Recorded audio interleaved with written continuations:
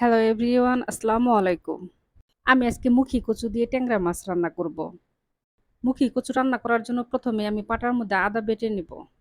আজকে আমি সব মসলা বেটে তারপরে রান্না করব। আজকে কোনো মসলা ব্লেন্ড করে রান্না করব না। আদা আমি বেটে নিয়ে এখন আমি একসাথে কাঁচামরিচ, রসুন আর পেঁয়াজ বেটে নিব। আদা রসুনের সাথে আমি অল্প করে কাঁচা জিরা বেটে নিব। সব মসলা আজকে আমি বেটে রান্না করব, কারণ এভাবে বেটে রান্না করলে সবথেকে তরকারি বেশি মজা হয়। আপনি যেকোনো রান্নার মধ্যেই মসলা এভাবে বেটে রান্না করবেন। মসলা ব্লেন্ড করে রান্না করার থেকে দেখবেন যে এই রান্নাটা দ্বিগুণ মজা হবে। সব মসলা আমি বেটে নিয়ে এখন আমি প্যানের মধ্যে সয়াবিন তেল দিয়ে সব মসলা তেলের মধ্যে ভেজে নেব। তারপর আমি দিয়ে দেব সামান্য একটু পানি। এখন আমি দিয়ে দিব স্বাদ মতো লবণ, হাফ চামচ হলুদের গুঁড়া, ১ চামচ শুকনা মরিচের গুঁড়া, আর ১ চামচ ধনিয়ার গুঁড়া, আর দিয়ে দিব ১ চামচ ভাজা জিরা বাটা। এখন আমি সব মসলা ভালো করে কষিয়ে নেব। এখন আমি দিয়ে দিব ধুয়ে পরিষ্কার করে রাখা কচুরমুখী।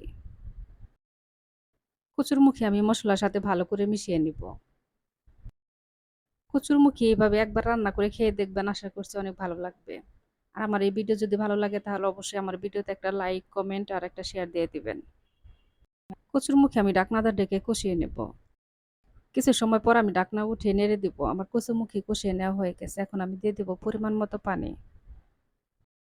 আমি তরকারির উপরে এখনই ট্যাংরা মাছ দিয়ে দিব। ট্যাংরা মাছ আমি ভেজে নিয়েছি হলুদের গুঁড়া, মরিচের গুঁড়া আর লবণ দিয়ে। দেখেন ট্যাংরা মাছের ভেতরে অনেক ডিম আছে। আর ট্যাংরা মাছটা একটু বড়, তার জন্য আমি একটা বলক ওঠার আগেই ট্যাংরা মাছটা দিয়ে দিলাম, যেন মসলার ভেতরে ভালোভাবে ঢোকে আর পরে যেন খেতে ভালো লাগে।